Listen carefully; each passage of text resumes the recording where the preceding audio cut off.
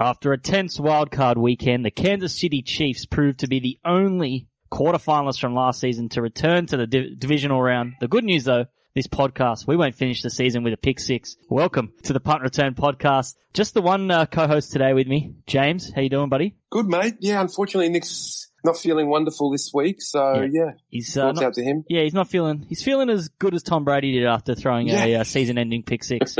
Over under about 9.5 times I mentioned that on today's show.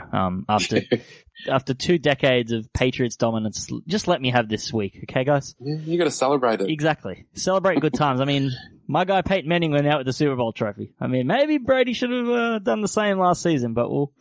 And he might be on your team soon enough as well. No, we won't go there. Which would be pretty strange. Yeah. All right. Let's before we talk coaching carousel, I just want to mention some key facts from last week. If you bet on all 4 NFL road underdogs the past weekend, you were pretty profitable.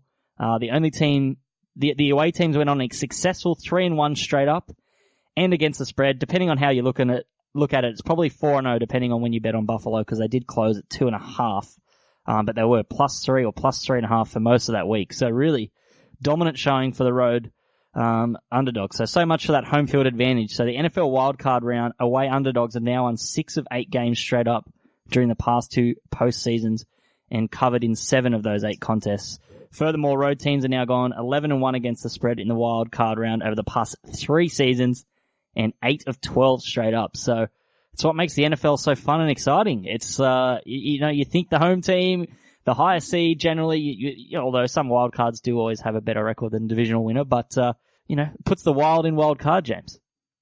Yeah, it's crazy. This sort of home field advantage has been pronounced all season, or the lack thereof, and number of theories. The best one I heard, I think it was a Bill Simmons one, along the lines of, with the secondary market being what it is, we're not getting the same kind of, parochial home support, whether that's changing things. Maybe teams are getting more scientifically charged with their patterns when they're on the road.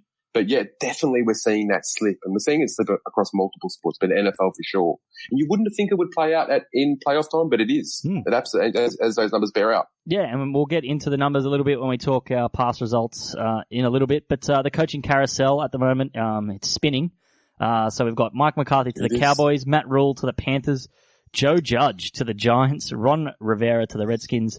The Browns are still in the race. I feel like they can take their time now, really. I mean, I don't know. I'd rather wait and get someone better than Joe Judge. But what's your thoughts on any of these coaching moves? Any of them that you particularly like or dislike? I think Matt Rule comes with such an amazing pedigree, and the Panthers ownership does have a fair bit of Dave Tepper has some sort of clout both in the NFL and in Wall Street or whatever it is, and people love Rule as a sort of program builder, which makes a lot of sense, which is also weird that Cleveland never seemed to have been in the Matt Rule sweepstakes.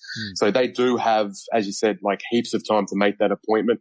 Josh McDaniels is going to feel really weird if he misses out on this cycle yet again. I don't know why Greg Roman isn't sort of being figured, whether he looks a little bit too much like Freddie Kitchens, or sort of like a short sort of fat man. I don't know. But I guess, and that probably segues into a point you raised as well, or we were talking about off air in terms of the Rooney Rule, in terms of. Yeah, remember that? Remember that rule? Yeah, something really uncomfortable is at hand in the NFL. I think someone had said something along the lines of, this isn't an NFL problem, it's an ownership problem. And I tend to agree with that. It's uncomfortable, when you have that kind of labor force clearly from a minority point of view. And it's certainly not reflected in management or coaching as well. So this is really, there's something uncomfortable about it. And me just saying that over and over again doesn't help, because I don't know the solution. Yeah. Either. It feels like the Rooney Rules just gets taken for a ride. I mean, they're wheeling out Marvin Lewis for interviews just to hit that sort of requirement, whereas they could be at least picking a young head coach or a good coach in college. Like, even if they are just ticking a Rooney Rule box, at least get his name out into the waters a little bit. I think can't remember who tweeted that out earlier, as just that, like, even if you're just using it as a tick box, use it as an example to at least throw a young, exciting coach's name into the ring a little bit, so a team kind of perks up, and just by chance they could bring someone like that into for an interview and just come away thoroughly impressed, and you might actually find a diamond in the rough rather than just wheeling out Marvin Lewis, or Eric Bieniemy. Like it is crazy that, especially when you see Joe Judge. Like you look, I don't even know a thing about him really, but you look at his Wikipedia page. He was like a linebackers coach, and then that's it. And then he was special teams and wide receivers for a year, and now he's the new head coach of the Giants. If he wasn't coaching at the Patriots, he doesn't have that job. This is another guy that Bill Belichick, just by association, is getting someone filthy rich and in over their head. I don't think Joe Judge is going to last. This could be wrong. He could end up being the next great young coach, but I just feel like, I don't know, that's a real head scratcher for me. And it could be, and it is a societal problem as well, that sort of ownership is continually trying to see themselves reflected in who they're appointing. So it's a multifaceted problem, unfortunately. And as for Joe Judge, something I did read about him was something like his wife has stated that she lives a spinster's life. This is one of these nose to the ground type guys. My whole life is dedicated to football and nothing else but football. I don't know. It's just, exactly. One of these sort of cliche to your stomach type things. Yeah. So I think Matt Rule's my favorite hire. I just like what he's done at Baylor. I just think he seems really switched on. There's some really great quotes floating around from him, some interviews and whatnot. He just seems very likable. So I don't know what their direction they're going to do with quarterback, but I don't know. I feel like Rule might say, nah, I'll stick with Cam. I think I can make it work with Cam. So I'm kind of excited to see where that goes. I don't know. Maybe the organization might force him to go in a different direction, but that's probably not a good start. So I'm sure they've had a big, long discussion about quarterback, obviously, as part of that hire there. And Josh, probably now's the chance as well, because we did sort of mention a little bit during the week, and you did have a kind of negative view on Mike McCarthy. Probably a chance to elaborate. I don't know. I just feels like it's a sideways move by the Cowboys. I feel like you've just hired an older Jason Garrett. I mean, we'll see what his year away in sort of analytics camp has done and what that's done for him. Like, it's very specific, wasn't it, in what he wants to have his analytical department look like. I did an advanced driving course one time, and now I know how to brake in the wet. But that's all I've learnt from it. I don't know. It doesn't mean I can drive in a Formula One now. You know what I'm saying? I don't know. Learning Italian on an app and quickly, take me to Rome. I'm ready to go. Also, like his press conference today, he looks really pale. I mean, I know he's been in analytics camp, but he's been outside in the year that he's been off. Like he doesn't look good. I don't know. I feel like this was a chance for the Cowboys to go young and exciting and pair someone with Dak that's a bit more inspiring than Mike McCarthy. I know he's had good years, but it felt like they were stale for like 7 years there. I don't hate the hire. I must say, I don't hate it. But what I don't like about it is that we all recognize how talented this Cowboys roster is, particularly offensively, right? And this idea that Jerry Jones has said he's going to look far and wide for this next candidate and leave no stone unturned. He interviewed 2 people. Yeah, and hired Mike McCarthy before firing Jason Garrett. Like, are you really rushing to stop like 5 other teams signing Mike McCarthy? Like, is he really the diamond in the rough? Is he really the crown jewel that everyone was trying to hire? It just seems baffling to me, the decision. And this whole thing that the Jones family, they wanted a candidate who they've said makes us feel comfortable and, makes us feel familiar. Another puppet. This is not a really good recipe for a successful business or football team or whatever you want to call it. If you just want to be comfortable all the time, well, you're going to be 8-8, 9-7 for the next how many years? I don't like that. Do you know who's uncomfortable to be around and be a part of? Bill Belichick.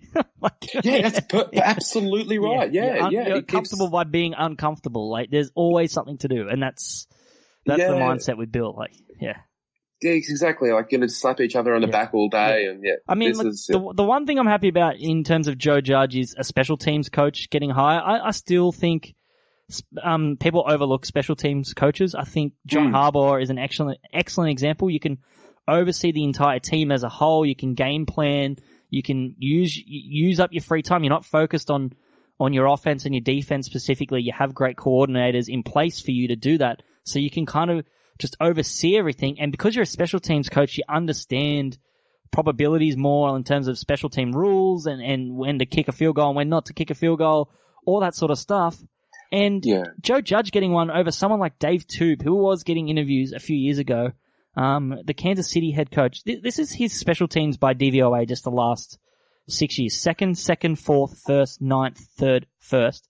And then when he was at the Bears, he was 6th, first, fourth, fifth, first, first. Yeah, then back in 2005, 27th, and then 12th.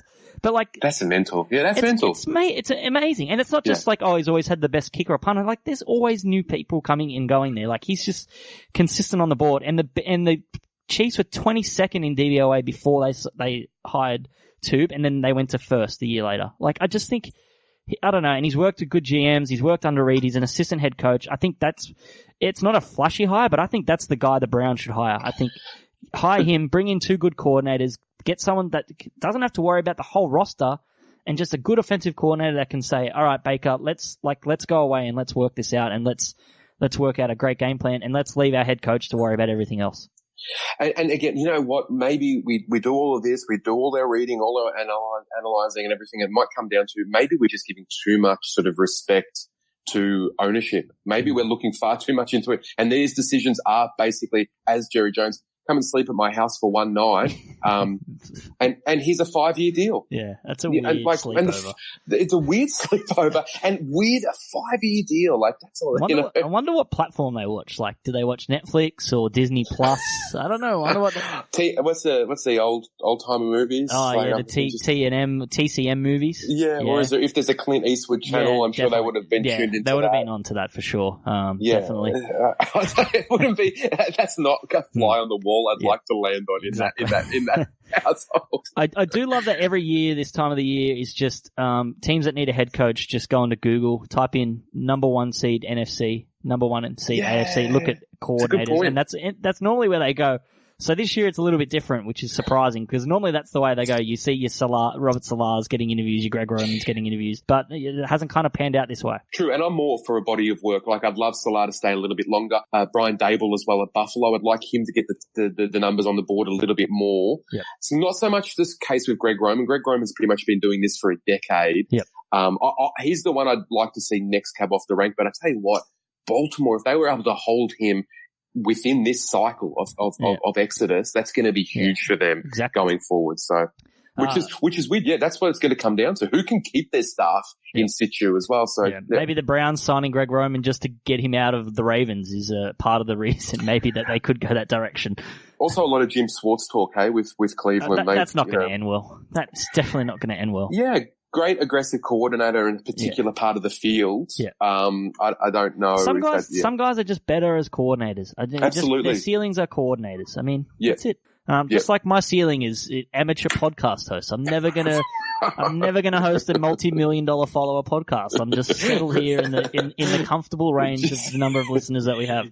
Just make sure, just check if there's any missed calls, Joshua. Exactly. Keep your eye over there. Let's see how we go. One final thought on just NFL teams and coaching stuff. This time last year, the Colts coordinators were getting interviews, and this is again touching on just teams Googling playoff team coordinators. The Colts had their elite quarterback retire like 10 days before the season, and then suddenly now our coaches aren't good enough to be head coaches. It just strikes me like, I know we missed the playoffs, the season didn't end great, but we still went 7-9 with a backup quarterback, and had we don't have any really elite players outside of Quentin Nelson and Darius Leonard, and T.Y. Hilton, and that's about it. And I just think that just seems crazy that teams look at records rather than the body of work and what teams have done given their players and talent and all that sort of stuff. But that's the NFL. It's why Bill Belichick has 7 rings, because most of the NFL coaches are pretty stupid. Yeah, and we say every week pretty much on the podcast as well, context matters, doesn't it? Exactly. In everything. So Mike McCarthy, he's only worked with Aaron Rodgers. They're trying to do the Andy Reid, come back in. But Andy Reid had worked with including Brett Favre as a quarterback coach, McNabb, Vic, you name them. He'd done a lot of work in a lot of different roles for a long time. Yep. And had success with different iterations of that Eagles team as well. So that's the McCarthy thing, which is the one quarterback, but we'll see how it all pans out. And we'll talk about the Browns hire next week. Hopefully they'll have a hire by then. If not, we'll wait another week. But let's talk previous weeks. Our lock of the week last week was the Bills +3. It was a push. We looked pretty good, up 16-0. But alas, here we are, 12-5-2 now this season on our locks of the week. My best bets this week, I went 0-1-1. Bills +3 was a push for the show. Thankfully, I got +3.5 earlier on in the week with the Bills when it first opened, which was a blessing. So sometimes grabbing the early line, profitable. Eagles' first half kind of got derailed a little bit by the Carson Wentz injury, so I'll just take that just take the loss. Nick, he went 0-0-1 as well. We only had a couple of plays, but +3 was a push. But he did have a long shot as well, the double. Bills +3.5, under 44 at 375. That lobbed. But the shining light, James, Derrick Henry, $13, most playoff rushing yards for Derrick Henry. Here we are, 182 yards. He's got a very good head start. No Alvin Kamara now. The Seahawks rushing was like 19 yards. So, it's looking pretty good. And the Ravens will probably have a 3-pronged attack. So there's a chance, even if they lose this week, that he may hang on to that. Yeah, and I didn't play it because I had a little bit of 41-1 for Tennessee AFC conference still in pocket. I didn't want to double up. That should have been oh no. Especially the 49ers will share it around with Breida and most and Coleman as well. I know. Well, you know what it might come down to, and we're going to touch on this later with Green Bay. Yep. And I think it's the major question about, well, that's the big question for me, whether the reins will be lifted and Aaron Jones is able to play. But we'll get to that part later. Yep. All right. Let's talk biggest takeaways from Wildcard Weekend, apart from the fact that Tom Brady is done and threw a pick six in his last ever pass, possibly for the Patriots. So I'm going to stay in the division though and look at the team that many expect possibly to take the reins of that division. And take over from the Patriots potentially, which they won't, because as long as Bill Belichick's in the building, you could play any quarterback you want and they're going to win 10 games. But where do they go from here, the Bills? I mean, their remaining upside resides in the right arm of Josh Allen. The former 7th overall pick looked incredible at times this season. He looked incredible against the Texans, but he looked incredibly poor most of the time this season, and especially poor in the fourth quarter when they were up and decided to stop giving the ball to Devin Singletary against the worst outside rushing defense in the NFL. It baffled me that Devin Singletary ran the ball like 6 times in the entire second half when they had a lead. I don't know why they're dropping back with Josh Allen, but anyway, he's entering a pivotal third season. I just don't know if he's elite enough to kind of take them to the chosen land to win a playoff game and go on a playoff run. They had one of the easiest schedules in the NFL this year. That's not going to be the case next year. They're going to have that second place slate.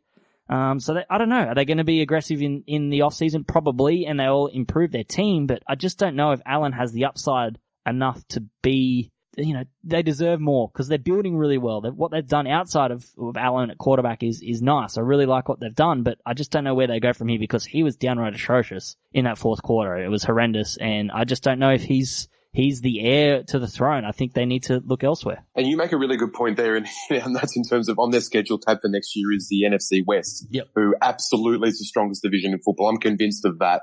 And I agree as well. I think Buffalo are going to have to get quite aggressive. They're going to have to add a receiver in through free agency as well and try and sort of fix the margins around. I think they can work with Allen. I'm not that excited at how high the ceiling is. They don't seem to be even in the vicinity of KC or Baltimore ahead of next year, but I'm not completely out on them yet, but I haven't loved that whole Allen era. The first drive of the game was awesome because it was all trick plays, handoffs, and Allen catching the ball, Allen running the ball. And then when they used up all their good plays, Josh Allen couldn't throw the ball accurately or, efficiently. It's just not a way that you can have sustained success long term in the NFL. Sure, you can win 10 games in a season with an average quarterback if things go your way. We've seen it. The Cowboys, things didn't go their way and they missed the playoffs. That's on the other side of the coin. I just don't know what the answer is for Buffalo. It was a devastating loss just given where they were and how good that defense is. And if they do sack Deshaun Watson, we're talking totally different about the Bills, but I still think Josh Allen, regardless of the result, was especially poor and cost them that game late in the fourth quarter. Yeah, absolutely. This is the key is the streak still lives on, right? That's the whole point. It's still from 1995, so it's still a lot of tears for Buffalo. And that's going to continue until they actually win a playoff game. Yeah. My takeout was, and it's what I absolutely adore about the NFL this time of the year, or any sport for that matter when it gets to playoff time, is that you can't hide from your weak spots. In fact, covering up your weak spots might be even more important than your strengths this time of the year. And we look at the 4 teams who were ousted last week. Josh, we've been talking about the Bills and all the limitations around Allen, which we'd seen all year in big spots. The Pats were telling us all year just who they were how slow they were on offense, how uninspiring, how lacking in that quarterback play. Didn't score a single point in the second half in a major playoff spot. Yep. So they couldn't run away from that weakness either. Philly, they ran out of talent, and they ran out of talent a while ago, completely injured. And this was the thing. They ran into a good team. We have different opinions on who Seattle is and how good, but this was when they came up against a good team. Out they go. New Orleans Saints.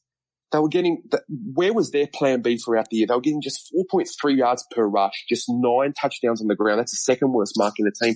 Far too one-dimensional. Alvin Kamara just 15 touches in that game against Minnesota. Yeah. Also, people with New Orleans, so we even mentioned this before on last week's pods in terms of them in big spots, lacking that difference. Whether it's a run game, but I think also the defense comes into it as well. They made a massive trade on draft night a couple of seasons ago to bring in Marcus Davenport, completely unproven at college level, not even projected in the first round. He's probably been a C+ since arriving there. He's been injured. He ended up getting injured again. And the thing is, this was at a time where we look at the way Baltimore, New England are constructed. It's sort of outside in, and this is the trend. You know, you're building from your secondary, your cornerbacks. Pass rush is actually, it's not a position teams are wanting to pay premium price for. I just feel that New Orleans made a massive, massive gamble at that, and they're paying the price for it. So, yeah, covering up weaknesses, that's a big deal. And I think all of those 4 teams, they got exposed for those big areas. Yeah, and we mentioned New Orleans had the most to lose really last week, and Minnesota was second on that list, and they had the most to gain, I guess. Kirk Cousins now, you know, that was a massive, we'll talk about him in a little bit. But yeah, the Saints loss is especially, it's huge. I mean, when your best player is your third string quarterback, that's just a strange game plan. I felt like they were holding back. I felt like they were trying to save some of their stuff because they knew they were going to be facing potentially San Fran in the NFC Championship game. So I don't know if they were, I don't know. It was a weird game.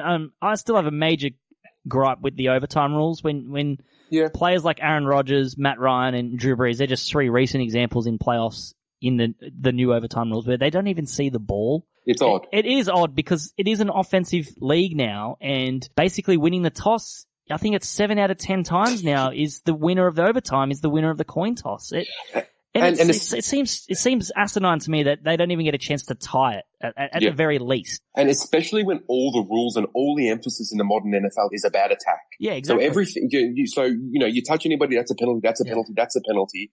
It's a massive advantage for the attacking team. And it's really flawed. Yeah, I don't particularly like the college. I like college overtime for college. I just don't want it in the NFL. I just feel like it ruins totals and adds people's stats to touch too easily with touchdowns and things, because you could end up having 6 back-to-back touchdowns, and every people end up with 9 touchdowns in a game, which seems silly. But I just think one last drive, and if you don't get it, basically you get 4 goes because you're going to have 4 downs. If you don't score, then that's it. I think the NFL Players Association needs to probably step up and do something. Even if you change it in the playoffs and just have an extra quarter, I think that would make even more sense to me. I know health and concussions and body issues and things like that in the regular season are a major concern, but in the playoffs, I feel like it gives teams a fair chance to win a game in an extra period of time rather than just winning a coin toss. Yeah, I'm the same. I don't love it at all. In fact, it's a bit uncomfortable.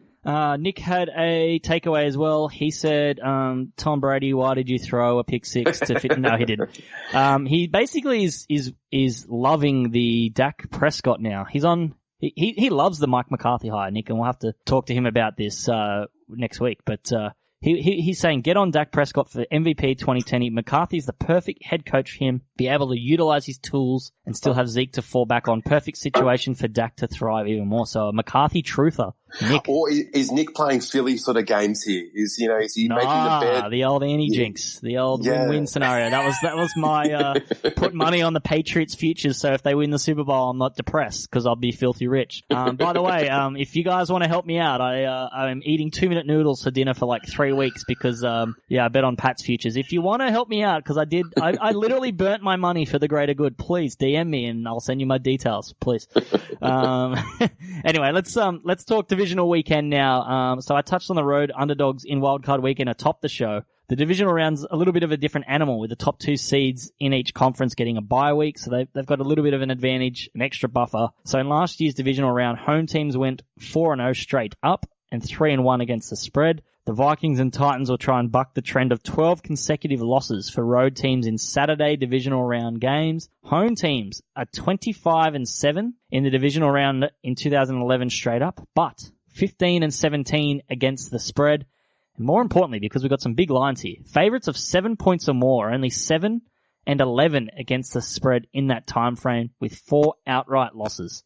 Crazy stats there for the divisional round. Let's start game 1. Minnesota at San Fran, 49ers, -7. Total is 45. This one's on Sunday, 8:35 a.m. Australian Eastern Daylight Savings Time. James, what have you got for us?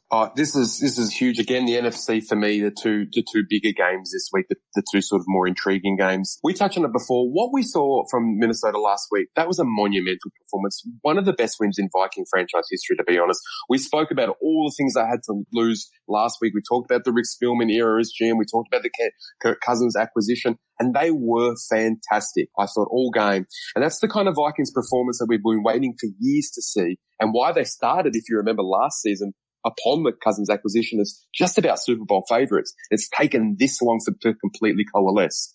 And when they play like that kind of even-handed approach, it supports so much of the statistical evidence that says they really don't have any weaknesses, or very few at worst. There's a really balanced attack, top 10 defensive unit as well. And but the problem is, this game, and I hate the cliche, it might come down to what happens in the trenches. So for San Francisco, it's all about, for me, and I wrote about this for Stats Insider this week, the turnovers have dried up for the 49ers. Yes, they got the number 1 seed, completely deserve it as well. 20 turnovers produced over their first 9 weeks. They're just 7 in their last 7. And that's speaking to also all these nail-biting finishes, because they're not getting the extra possession advantage in these matches. So we think of that Seattle game. We think of the Atlanta loss as well. So can this San Francisco defense, particularly a defensive line who generates more pressure than any other team in the competition, I think 17% on opposition plays, can they break through a really good Minnesota offensive line? And then B, can they force Cousins into mistakes once they have broken through? So it's a sort of a 2-tiered question. And then if that can't work, can they at least slow down the Dalvin Cook train as well? So I'm less worried about the San Francisco offense than I am of those defensive questions. I've got complete faith in Shanahan and him using those weapons and getting the best out of that running game attack and all those receiving options. But it's when the Vikings run game gets going, that just opens up everything for Minnesota. We've spoken before in the pod about how devastating, and we saw it last week as well, in terms of that play action. Teams have to be cognizant of the threat that Cook has on the ground and how good Cousins' deep ball can be. So when that running game gets going for the Vikings, they're 10-2 when they get over 100 yards in a match, yet they fall to 1-4 when that falls apart. So I think that's the only weakness, is that running game doesn't get going. So I think it's going to come down to the wire. I absolutely, I love San Francisco just probably to win the NFC entirely, but this isn't a wonderful matchup for them. So I think the Vikings can definitely cover. I think San Francisco advances, but geez, this is going to be a huge, huge game. And Vikings for me last week, that was just about the performance of the week. Loved it. Yeah. I like the Vikings as well. I think they can cover. Wouldn't shock me if they win. The burning question in this one is, what are the chances Kirk Cousins gives an encore performance? I mean, his career's been defied by massive ebbs and flows. Just when you believe in Kirk, he lets you down in a big spot, and this would be a big spot. But when you kind of give up on him, like a lot of people were down on them last week, including me, I was worried about their offense just because they finished the year, especially against Green Bay. It was an ugly performance for them against the Packers. I think they only had 7 first downs. So, when you kind of give up on them, he plays like he did against New Orleans. So the Cousins cycle's kind of real. But we've got another scheduling gift here with another day game. So that's going to benefit Kirk. But maybe Jimmy G might be the quarterback that kind of lays an egg. We've seen, some recent clutch performances from him, and you touched on the lack of extra possessions from turnovers, so they've had to kind of grind out those wins, and Jimmy's been clutch, particularly against the Rams, where he completed 2, I think it was first and 16 and a third and 16, for big completions and gains and win them games. But, the question for a lot of the 49ers season was whether Jimmy G was good enough to lead his team on a playoff run. I guess we'll know soon enough. This is his first playoff start. Since 2013, quarterbacks are 6-17 when they're making their first postseason start, including 1-2 this season. So, first quarterbacks in the playoffs, it never kind of goes the way you want it. But this is a different team. Obviously, they're a more complete team. They're not relying on their quarterback play. But in a game where, the edges are minute and where that's going to matter, maybe that could be the difference there if Cousins outplays Garoppolo. And speaking of Cousins, the Vikes, just such a different team when Cook and Thielen are on the field together in full strength. So, against the Saints was the first time that happened since week 6, and they combined for 262 of the Vikings' 362 yards. Cousins a far more efficient operator with them healthy on the field, and he'll need them to be against the Niners that rank 7th in opposing QBR, 1st in completion percentage against, 1st in opponent yards per attempt and yards per completion, and 1st in plays of 20 plus yards down the field. It's a pass defense really with no weaknesses, but they're a bit banged up, and they've given up 20 or more in 8 of their last 9 games. So, it's hard. If Cook can get going and opens up the play action, then that's going to give them a chance to really compete and score points. But D Ford being back, I saw this stat from Bill Barnwell. They've played 108 snaps together, D Ford, Nick Bosa, and Quan Alexander, when all 3 of them on the field. In 108 snaps, opposing quarterbacks posted a QBR of 3 that's 3 out of 100. You're better off just throwing the ball into the turf. That's pretty crazy. I know 108 snaps is not really a massive sample size, but still, I think D Ford just helps Nick Bosa so much. And Fred Warner's great, and him now being back, him having Quan Alexander next to him rather than an undrafted free agent in Emmanuel Mosley. It's going to be crazy, but the key might be on the ground here. I think the Vikings, they run the ball 4.5 yards per carry. The 49ers allowed to opposing running backs 23rd in the lead. So I think they can do that. Replicate the formula from last week. Keep Jimmy G off the field. Keep this 49ers fast-paced, potent offense off the field, and they have a chance. New Orleans had scored 34 points in 6 of the last 7 games, scored touchdowns on 80% of their red zone trips over the past 3 seasons. The Saints were rolling, and Minnesota's D held them to 4 of 11 on 3rd downs and only allowed 2 red zone trips. Hell of a job by the Vikings. Danielle Hunter was a man possessed last week against a very good offensive line of the Saints. If he can do that again and really pressure Jimmy G, we'll see how things go up. And George Kittle, this is a key one as well. Against the Vikings secondary, Minnesota ranked 12th in receiving yards allowed to opposing tight ends during the season. I don't know if you bet on exotics, James, but maybe sacks over under might be the way to go here.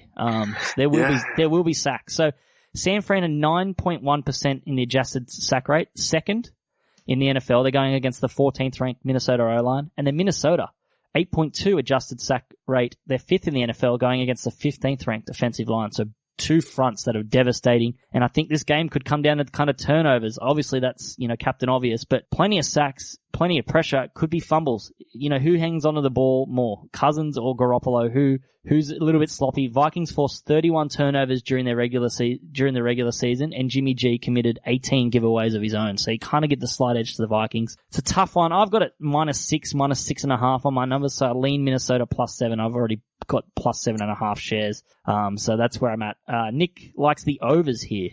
So that's where he's at. So no real kind of strong play from any of us, really. But I'm really excited. It's a great game to kind of kick off divisional round. Yeah, I agree. And as you said with those sacks, we hate to do the cliche, but this is really good. Just watch the offensive line, guys. Watch what's happening inside in this match. Yeah. We're talking about Danielle Hunter as well. Danielle Hunter, I think, got a sack against Ramczyk. Is that how we pronounce? Yeah, Ramczyk, yeah. Ramczyk. That was the first sack he's conceded all season on that left edge. Yep. And that speaks to Danielle Hunter, and that speaks to, again, this is just going to be so in the trenches. Yep. And the reason why I think those, as I said, I think the turnovers will come for San Francisco as long as that pass rush is still there. That's the beauty of a great pass rush. So yeah, I can't wait for this match. Yeah, no, we all a lot of podcasts, not just us. Everyone talks about quarterbacks and wide receivers and weapons and everything like that. But it ultimately could just be, a Danielle Hunter against an offensive lineman that's just the game wrecker. That that was the one. That was the Breeze fumble. That was cost worthy in the fourth quarter. That's something I could see happening to Jimmy Garoppolo. I mean, Drew Brees is one of the greatest quarterbacks of all time, and Minnesota made him look ordinary. So, I mean, I'm gonna say that of all the teams this week, I think in terms of at that price, the money line, I think if I was kind of doing a confidence pool of something over like not picking the favorites, I'd probably be most confident in the Vikings. So I know you love Seattle, but we'll get to that in a minute. All right, Tennessee at Baltimore. Ravens -9.5. Total is 46.5. This is on Sunday, 12:15 p.m. prime time. For us, obviously Sunday afternoon, beautiful. The Titans, look, they're a legitimate team. They certainly deserve to be here. One of the strongest 6 seeds in recent memory. Likely the 3 seed, or even maybe even in the 2 seed potentially if Tannehill starts the season. But the Ravens are just too good to fade. I can't pick against them, but at the same time, I'm not going to pick them because I'll get to some reasons in a second. But they're the Ravens are the winners of 12 straight. They're 9-1 against the spread in their last 10 games. And in those 10 games, all have come by double digits in 8 of them. 8 of 10 wins by double digits.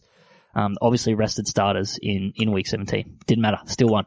The updated weighted DVOA, which eliminates early season schedule, now has the Ravens absurdly high, up there with the 2007 Patriots, who also lost in the Super Bowl. But can't all be winners, Tom. Lamar Jackson accounted for 43 touchdowns in 15 games, and they led the NFL in scoring, 33.2 points a game. Titans defensive coordinator Dean Pease spent 8 years in Baltimore, so there's going to be some familiarity there with the staff, similar to the Titans-Patriots game.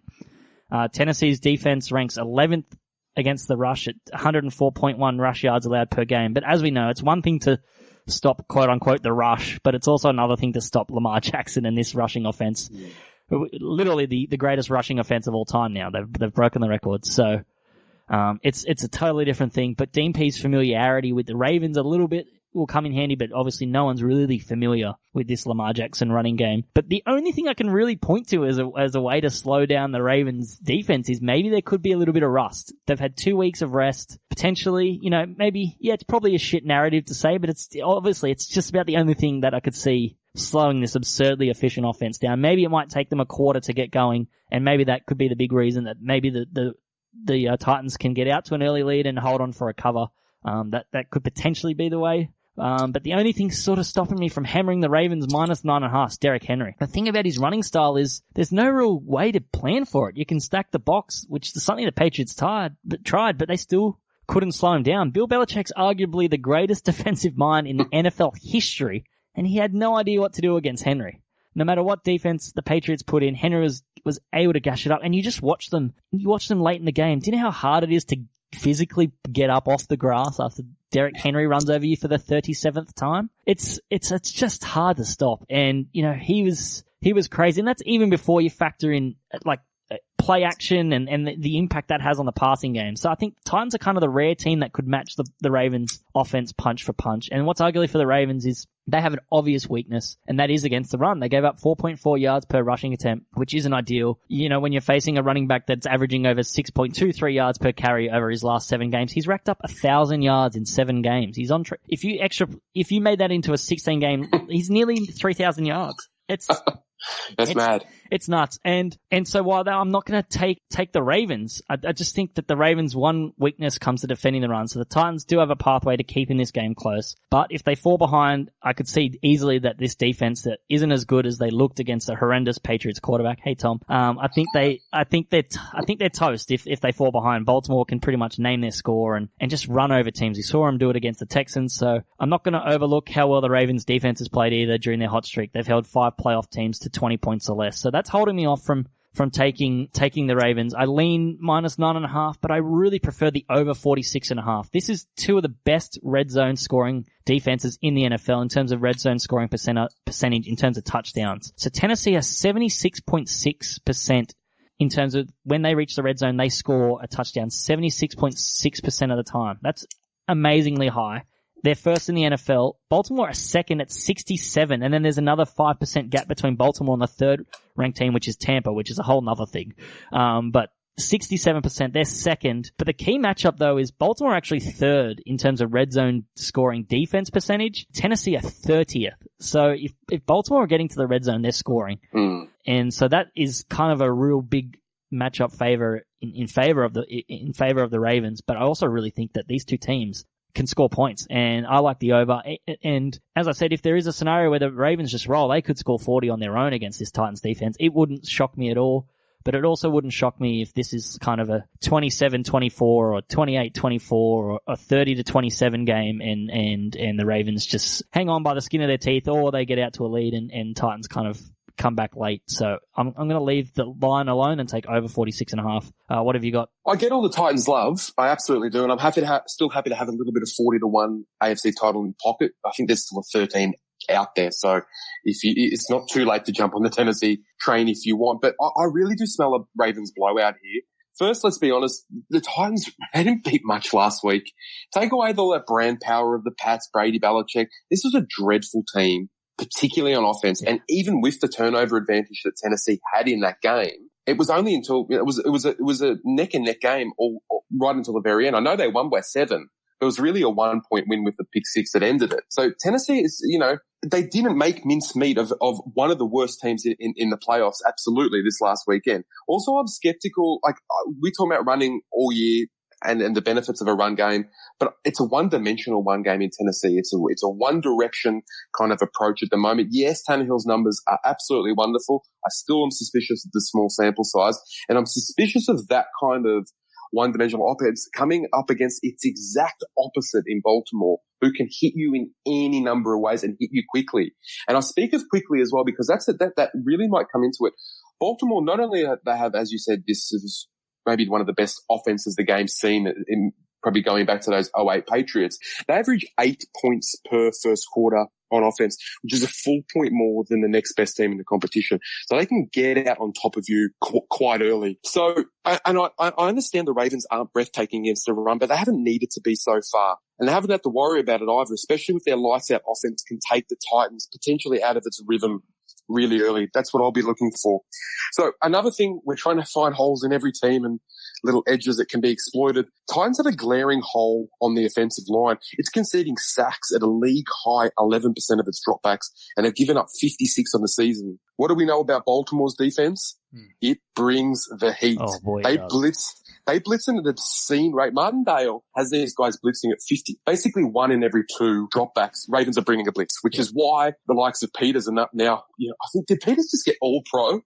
He got all pro. I mean, staggering. I could do another podcast on the all pro, but true. I know.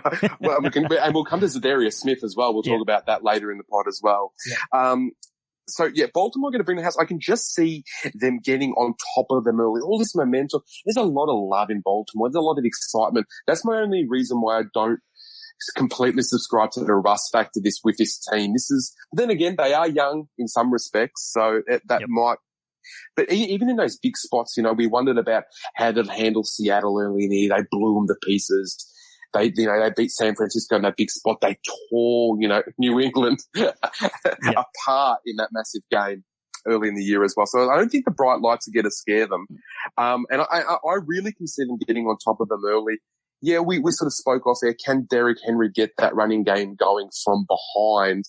That's going to come down to see how Tennessee want to approach this. But yeah, I'm comfortable with the Ravens getting the cover. I think these two teams are in completely different orbits. I mean, this was a 5-game better team throughout the season. And even on those sort of red zone numbers for Tennessee, that's against the likes of Jacksonville, Indianapolis, and Houston particularly, So there's some trepidation there. So gotta love the Ravens. Yeah, it's just hard to, I really like the Chiefs in the next game. It's just hard to pick 2 -9.5 favorites in the divisional round. But you're talking about 2 really special teams. You're talking about Baltimore and the Ravens. They're probably the 2 best teams remaining in the entire playoffs. So, and a perfect storm against the Texans as well, which we'll get to. Yeah, exactly. Yeah. And you talk about them hammering the Pats as well, the Ravens. They did that with a couple of special team issues as well. They had a fumble on a return. They had they had a block kick and things like that. And they still managed to win by double digits, I think. So I think it was double digit, but they won comfortably anyway. It was, they've just been such a good team and it's hard to really fade them. But I just think the over at this point, I think 9 of the Titans' last 11 games has gone over as well. So I think it's a perfect storm of points. And even with the Russ factor, I know it's a bad narrative, but even if the Ravens, as good as they are, even if they snooze for the first quarter and really get into rhythm for 3 quarters, they're still going to beat teams. So, I agree. Nick's kind of a contrarian. He likes the Titans to cover. He's saying that he thinks Derrick Henry is on a tear, vintage AP or CJ2K like unstoppable at the moment. If the Pats can't do it, I'm not sure the Ravens can either. Titans can't allow the Ravens to get out to an early lead and have to chase them, so they've got to put the pressure on early. He said the Ravens have been incredibly fun, but he's going to take the Titans to cover. Did you just call the police on Nick for picking the Titans? It's a no-go around here. Yeah, or maybe they came to your house they've gone to the wrong house. They've gone to arrest you, obviously, for too much Tom Brady slander. You're not allowed to slander Tom Brady online too much because otherwise you get your mentions blown up. That's generally what happens. Anyway, Houston at Kansas City. Chiefs minus 9.5. Total is 51. It's Monday morning, 7 a.m. The Bills plus 3.5 covered for me last week, and now I get to bet on the Texans again. What a win-win scenario. And the Texans weren't even good, so it was also great. Josh Allen's inexperience in the big moment really showed. Handed Houston several opportunities to rally back and win that game in overtime. 4 of the Bills' drives stalled, and Houston forced them to kick 4 field goals, whereas Allen, let the Texans off the hook. Patrick Mahomes will rip your heart out and then stomp on it. If you hand him 5 scoring opportunities, he's going to exploit the 26th ranked passing DVOA defense of the Texans. They're also 24th in the league in opponent yards per attempt. So just big plays down the field against Mahomes' arm. Yeah, Will Fuller's return definitely boosts Houston's aerial attack. But KC ranked 8th against the pass this season and allowed just 221.4 passing yards this season. And they're 6th in passing defense DVOA. Yes, Thornhill's out, and that injury could kind of change that a little bit and might open up a small hole. He's been impressive this season. But since their Week 12 bye in a 6-game win streak, the Chiefs are allowed just 11.5 points per game. They've also quietly finished 10th in adjusted sack rate percentage this season, and the Texans gave up 7 sacks last week. Their offensive line has been bad, even with the trades that they made. When you look back to their game earlier on this season, Houston won 31-24 in Arrowhead. And that was kind of their high water mark of the season for the Texans.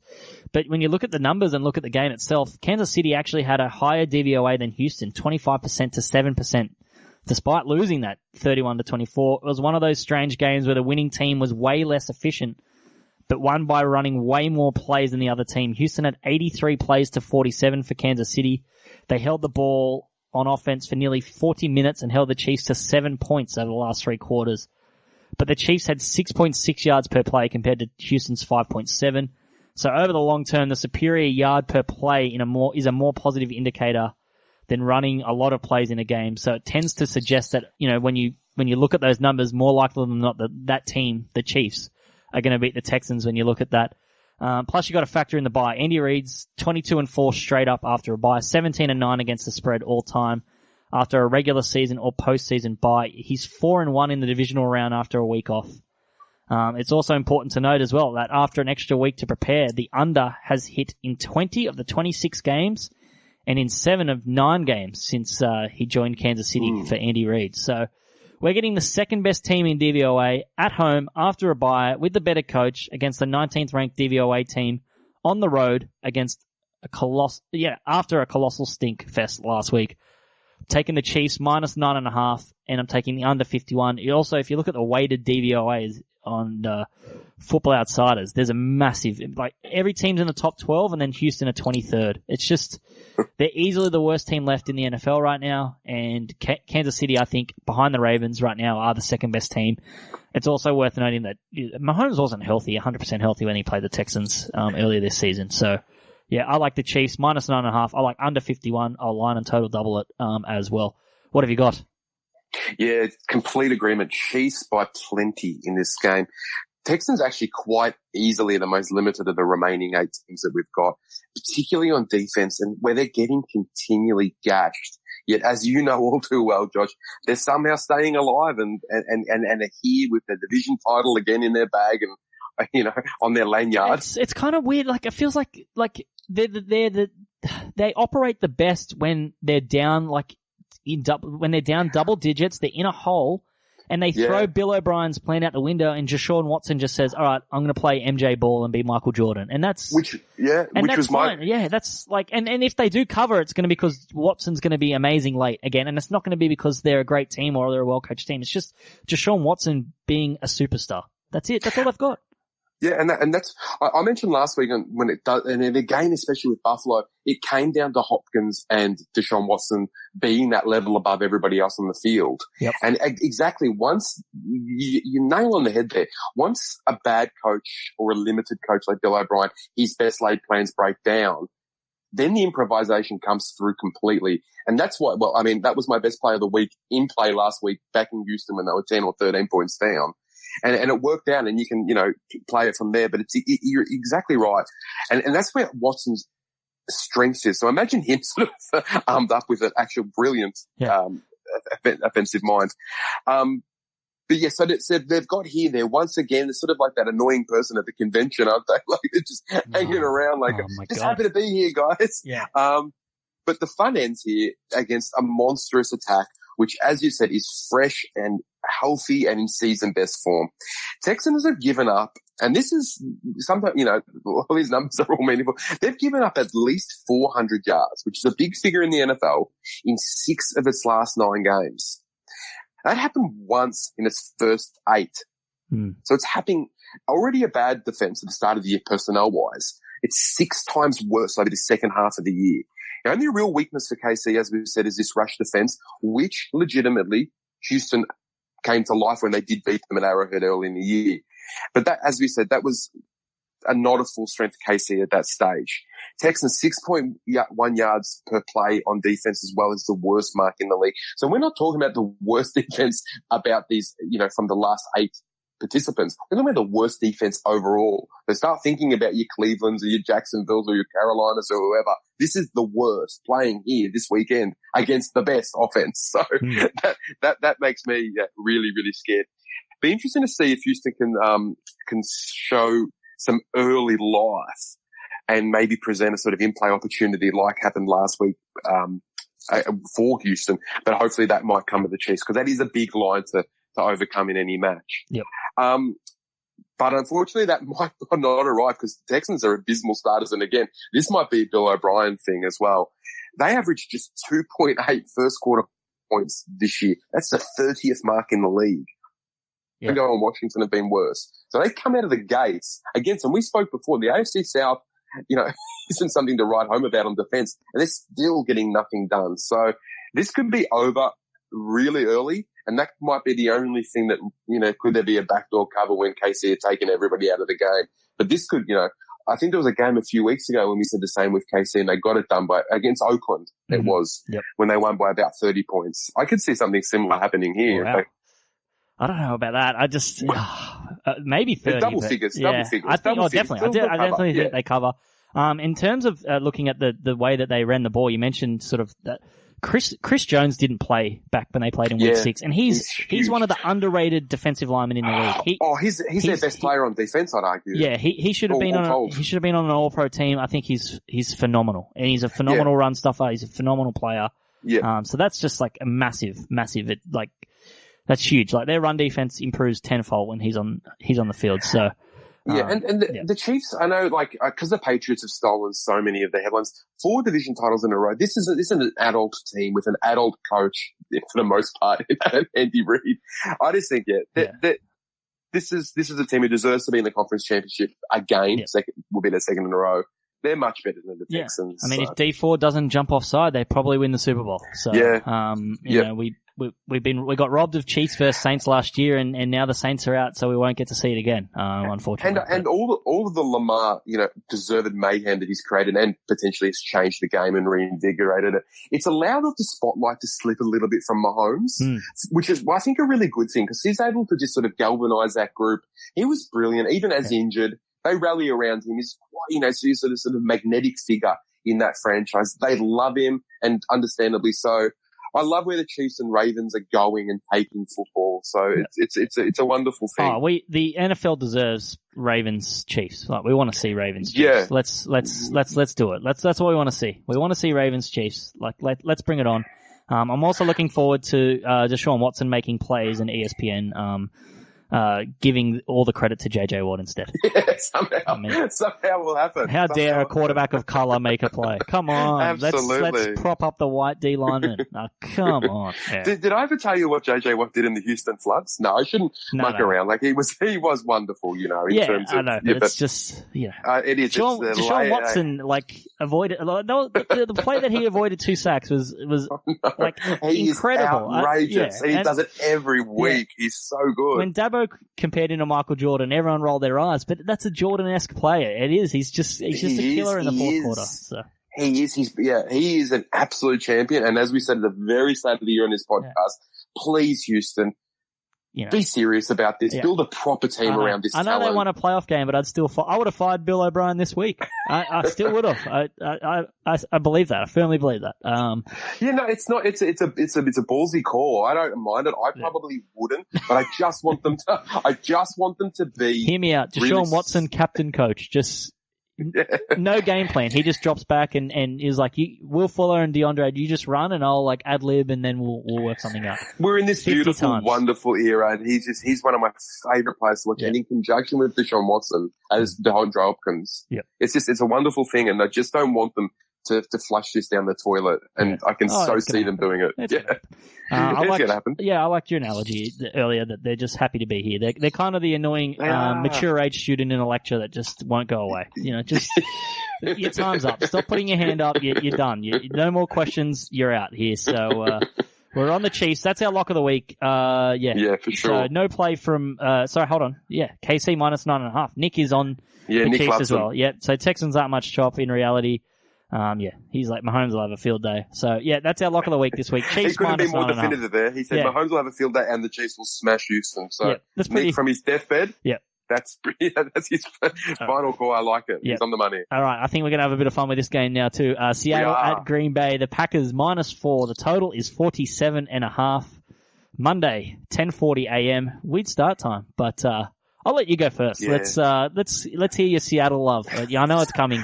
Should I get some Shakespearean sort of music, like a mandolin or a viola? No, but come on! Like, I'm happy with the Seahawks. It's one team I've got right all year. Yeah. They deserve to be there. They deserve to go a step further, but we'll get to that in a second. Yeah. So I love Seattle money line. I mean, I love them to cover, and I love them on the money line as well. I'm actually really surprised by this price all round. You've got to factor home field advantage in the playoffs. It's worth about 3.5 points in the playoffs. I just think it's just, especially Lambeau. But there is no better team on the road than Seattle as well. They're 8-1. We'll get to that as well. So love Seattle here. The more I think about it, the more I'm convinced Green Bay are actually one of the worst teams to have earned a first round bye in recent years. That's not me being a shock jock there. I just don't. Are we even sure the Packers are elite? Who let Ray Hadley in here? Shock jock. It's a bit of a shock. I'm bringing it out now. No, I like it. I kind of agree with you. Like, they really didn't deserve a first round bye, and that's probably where the Saints should have been, and now the Saints are out. But, they did. But, you're right. They did. They got there. I agree. Yeah. Just 5 of their games this season, and this is where I think of the big query with me with Green Bay. Just 5 of their 16 games this season were against teams who actually made the playoffs. 2 against the Vikings. Yep, won them both. However, San Francisco thoroughly annihilated them when they played them, and the Eagles took care of them as well at Lambeau earlier in the year. The other game was against KC at Arrowhead, which they won, but Matt Moore was the quarterback. Yep. So what's worked for Green Bay this season? Again, so let's not gloss over that point. They haven't played anybody of real note, and when they have, it hasn't worked out. What's worked for Green Bay this season is a balanced attack. Right? For the first time we've seen for years, Aaron Rodgers has actually been willing, or at least enabled, to not have to do everything himself, okay? Yep. Yet, Rodgers in a big spot with his ego, is he going to keep his wits and allow Matt LaFleur and Aaron Jones to be themselves as coordinator and player? I'm not sure. I'm not sure if Aaron Rodgers in this flustered moment is going to be able to be the democratic Aaron Rodgers. He said he's happy to keep winning ugly. He said that. So, and he doesn't care about stats. He said that this year. He's come out and he said he doesn't care about his stats. So I don't know. Maybe it's a new Aaron Rodgers. Maybe Deniker's keeping him calm, you know? She's driving the car now. She's driving. There we go. It's hanging there. The Packers D also concerns me greatly. So much talk, understandably, about Zadarius Smith. I love him. You love him. It's hard not to love him. Internally, they think he's their best player overall, okay? Didn't make All-Pro. I even heard Robert Mays say this week on his podcast, he reckons he's a top 10 player in the league, full stop, in terms of his impact, which is a big call, I know. Robert Shock Jock Mays over here. Wow, that's... Yeah, I know. I do love it. That's a Larry take from... I like Mays, so that's a very heat take from him, but I like it. I don't mind it. It's big and it's bold, but the problem is, and if that is the case, this is a 15th ranked DVOA. So what are they producing outside of Zadarius Smith? Coming up against a top 5 offense, which that's the kind of imbalance we're talking about. Remember as well, Green Bay pretty much had the Philadelphia run into the playoffs. They won 5 in a row. Yeah, they beat Minnesota. The other wins were against absolute trash coming down the stretch, which was able to get that 5-game winning streak going into the playoffs. We know who the Seahawks are. Unlike Green Bay, there's no mystery about this team. They're a team led by a top 2 quarterback who has mixed it with the best and brightest all season, indisputably, and actually gotten better when they're away from home, where they're 8-1 on the season. For me, it comes down to, again, that same thing which is happening with Green Bay. They can eliminate or mitigate that run threat of Green Bay. They're 10-1 when they can keep opposition running attacks under 120 yards. They become a 2-4 team when they can't. So again, will Rodgers be able to hand off to Aaron Jones, particularly if they do fall behind? Can they keep their heads and say, yep, we're comfortable with this backfield. We're comfortable for a guy who, amassed 1,700 yards and 19 touchdowns or whatever it was. So as the season's gone on, I've been increasingly convinced, and my love for the Seattle team, convincingly increased at San Francisco and Seattle, that a toast of the NFC. They've proved it in the 2 games they've played each other. I'd love to see them lock horns again in next week's NFC Championship game. I think these two are separated from themselves, and I think this is the moment once again where Seattle prove it. So I'm kind of mixed. I agree with you that I kind of want to see San Fran Seattle as the NFC Championship game, just because the last 2 games have been awesome, and Green Bay versus San Fran was a bit of a fizzer. It was. But Minnesota Green Bay would also be pretty cool matchup for an NFC Championship game. Just it's a divisional game again, and yeah, so that's where I'm at. But here's where we're at. Russell Wilson and Aaron Rodgers are the only 2 Super Bowl winning quarterbacks left in the field, and only one will kind of represent the old guard on. So only one will represent the old guard on Championship Sunday, which kind of tells you the NFL's in a real young flux. If Russell Wilson's the old guard, but that's where we're at. But if I've learned one thing from watching the Seahawks, it's that none of their games are ever normal. Like they're never ever normal. So that I get why you love them. They're a fun team to watch. They're also but that game against Philly felt like it went for 7.5 hours. I mean, it was just ugly, to be honest. But anyway, games involving... That's not why I love them. I love them because I love the way that they're built. I love their speed. I think they're Wilson's doing something... fun to play, but sometimes they get into these grinds, and it was like last week as well. That was 17-9 was the same scoreline they played when they played against Philly earlier on in the year. So that was kind of weird that it ended up being the exact same score. But yeah, anyway, but games involving Green Bay and Seattle are always extra as well. How do I bet on Seahawks recovering an onside kick? Yeah. Can someone give me that price? Please, someone give me that price, because that'll happen. I remember that. Yeah. I remember it was like that game was insane. And talking about McCarthy at the top of the show, it's like the more things change, the more they stay the same. McCarthy botched that game so many times in the early by not going for it on the fourth quarter and 4th and short situations. It's funny you bring that up, because if I think of like NFL moments of the last decade that had me screaming in the house, that was one of them. That was just like that chaotic finish. I mean, that robbed us of a Ravens-Packers Super Bowl, really, because the Ravens were up 10 points twice against New England and completely botched that game as well in the AFC Championship game. Instead, we got Seattle and New England. So kind of weird how we're kind of got some of these teams, again, still in it with similar scenarios again. But look, there's a lot of talk about the Green Bay Packers winning ugly, and while they certainly haven't racked up any style points, I definitely agree with you. They haven't really got many signature wins, but their real domination of the Vikings a couple of weeks ago was very impressive despite no Thielen, despite no Cook. But still, the way that they played in that game was pretty crazy. But yeah, 7 first downs in a match for Minnesota. Yeah, that rings in my ears. Yeah, exactly. Like that's pretty impressive, no matter what personnel they're missing. Yeah, but like they haven't racked up any style points, especially when you consider that Aaron Rodgers, the most natural thrower in NFL history, and normally just a gorgeous quarterback to watch in terms of the way he throws the ball and deep field passing and aggression and threading the needle and dropping the ball in the bucket. It's not dumping off to a running back 35 times a game or Shane Vereen 45 times a game. Hey, Tom, remember that pick six? But, they still have the 8th ranked DVOA offense despite not winning pretty and being ugly. They're still 8th ranked in offense. They're 11th in passing, 4th in rushing. So they're really well balanced. And they actually have a clear edge against Seattle in that battle because the Seattle defense is below average. They're 18th in DVOA, very weak against the run.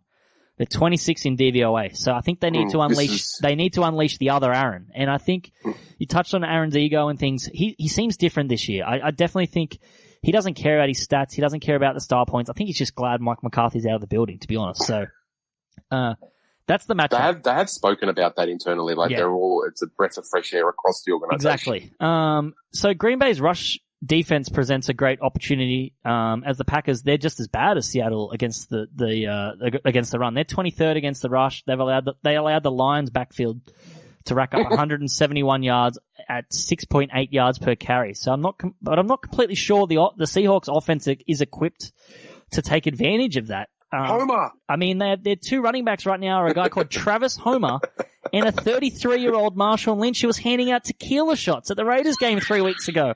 That's their running game.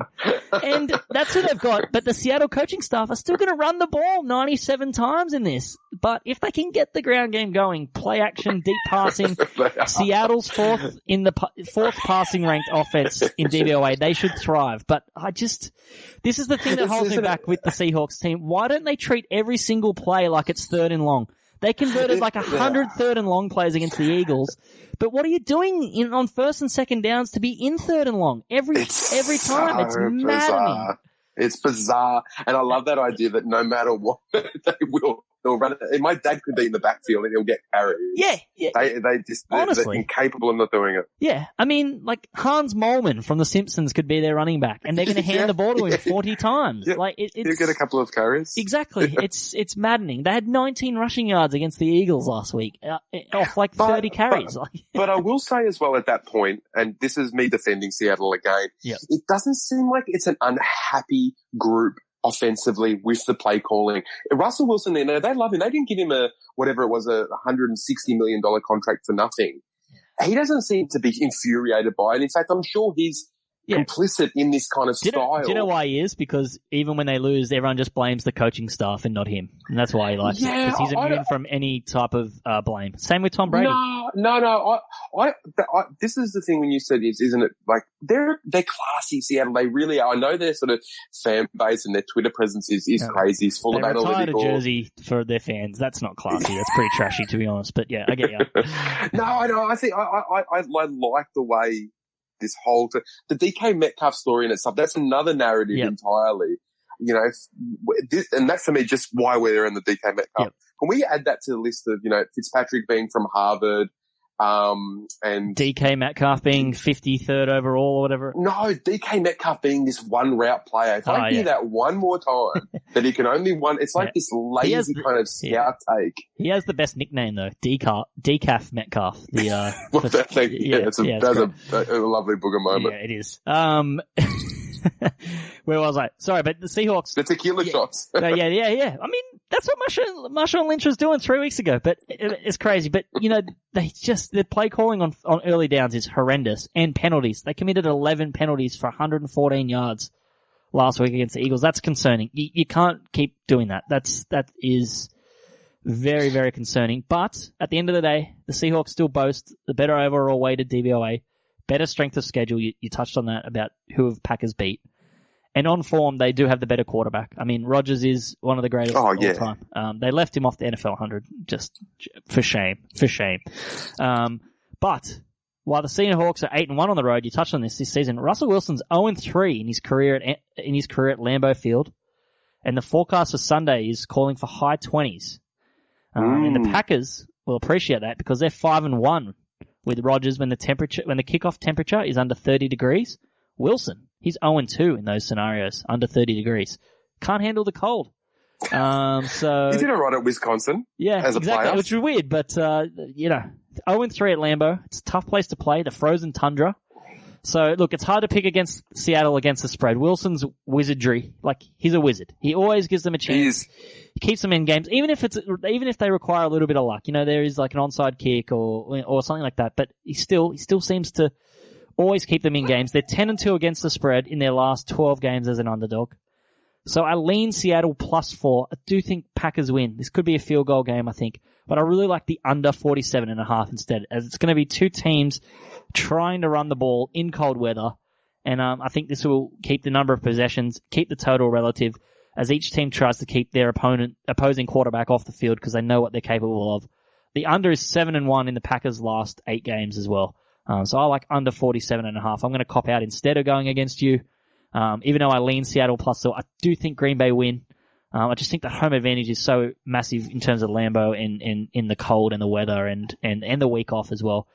Seattle are banged up. We haven't really talked about injuries as well. They're pretty banged up just because the Eagles are so banged up that the Seahawks injuries kind of got overlooked a little bit. So I'm going under 47.5. Nick says no play here for me, over 47.5 if I had to choose something, but I don't really like it. So, I mean, you could go with Nick's analysis there on the over, or you could take mine on the under. Your choice. But that's where we're at. Any final thoughts on that game? Yeah, just a quick thought experiment. Let's just say Seattle win and San Francisco win. What would your rough line in your head be for a San Francisco-Seattle NFC? I just deleted my sheet where I could have just told you what my line would be. I'd say 4.5 off the top of my head, San Fran. Yeah, I'd probably go that. Yeah. And a San Fran Green Bay game? Oh, I think 6.5. Yeah, I think San Fran would be around a touchdown against Green Bay. Yeah, it also depends on how these teams. I know that's play not a way of assessing. Yeah, very different. I know. If Green Bay beats Seattle by 30 and San Fran barely sneak by Minnesota, I think that changes things a little bit. Yeah, it's. But the 49ers will be at home. Oh, yeah, it's a. What if it's Vikings Packers? It's going to be at Lambeau. I tell you, that'd almost be a 1-2 point game in my eyes. I mean, I'd like that to be the game because I think I cannot see Green Bay in the Super Bowl in an era in a year of intense competition. I just don't see them as being this elite team. Yeah, not yet. No, I accidentally deleted my. Oh no, I got my sheet over here. Sorry, hold on. I got there. It is. Yeah, I actually maybe I'm pretty low on the Seahawks to be honest, but I'd have it -6.5 for San Fran in that game if it was San Fran Seattle. I boost home field in playoffs. I just think it's way more important because it's just way more crowd, way more energy. Just means so much being at home. So anyway, all right. So that's where we're at. We've already touched on lock of the week. Chiefs -9.5. Best bets. I'm going under 47.5. Seattle Green Bay. We just talked about that. I really like that play this week. I think both teams will just try and run the ball. And Chiefs -9.5. I know it's a lock, but I just like it. Of the two -9.5s, they're the most confident I like. Seattle to recover an onside kicks, my long shot at whatever price. Maybe request that somewhere. And Derrick Henry, 100+ rushing yards. Anything over $2 I'll take, I think, is just if you shop around there, you can get that at some places. So that's where I'm at. What have you got for us? Yeah, I love Seattle at the line and money line as well. So if you want a little bit more value, KC over 9.5, Ravens over 9.5 as well. I'm comfortable taking double digits for both of those teams. Yeah, 280 for the Seattle money line seems like I'll definitely, I agree with that. I'll take a nibble on that. I just think that's crazy, that price, for me. Like, it's 280. Like, it's Russell Wilson in the playoffs. I mean, it seems crazy against a pretty, as we said, pretty flawed Green Bay team. It's not an old Green Bay team where we've seen them, just waltz in the playoffs and be so strong. So, that's pretty good. Nick's Chiefs -9.5 and Minnesota San Fran over. He also likes the Titans +7.5 as a long shot, play. You take some points off and go with an alternate line there. That's his long shot this week. I think that's probably over $2. That's why it's in the long shot section. And the model went 3-0 last week for Stats Insider. So, repping the brand well on the show, considering we didn't go too well across the board. We didn't have a losing week, but 3-0. So last week they liked under 44, Buffalo and Houston, Seattle money line and the -1.5. So really they went 4-0. And Seattle, Philly under 45.5. I was on the same page as them as well with that one. So 3-0. This week they like Tennessee at the plus. That's a 10% green. Seattle +4 as well. So they're with you, James, repping your company brand well. And San Francisco, Minnesota under 4% orange. So going head to head against Nick there. And the long shot is the Titans money line, 7% orange. Ooh, juicy. The model's a little bit leery. Maybe the model really likes kind of random white quarterbacks like Ryan Tannehill, Ryan Fitzpatrick. I've noticed. So, it's pretty good. Yeah. Maybe it's something to do with, Daryl Data's input into the model. We'll have to ask him. You have to interrogate him. Yeah. James, any final thoughts on Divisional Week before we wrap up the show? Enjoy. This is one of the best weekends of the year. So last time we get 4 games of football as well, and down to just 2 after this. So. Yeah, exactly. We'll be back next week to recap all of the action, preview the conference championship games. And if you are watching the playoffs, remember the live NFL playoff coverage on Stats Insider. If you're betting live or just want to follow the likelihood of your team saluting, there's no better place to follow live NFL than statsinsider.com.au. with live scores, play-by-play, in-game match probabilities from kickoff of every single game. And you just go to statsinsider.com.au/NFL. You can follow them on Twitter @StatsInsider. You can follow us on Twitter as well @WootandY. Enjoy Divisional Round, and we'll be back next week.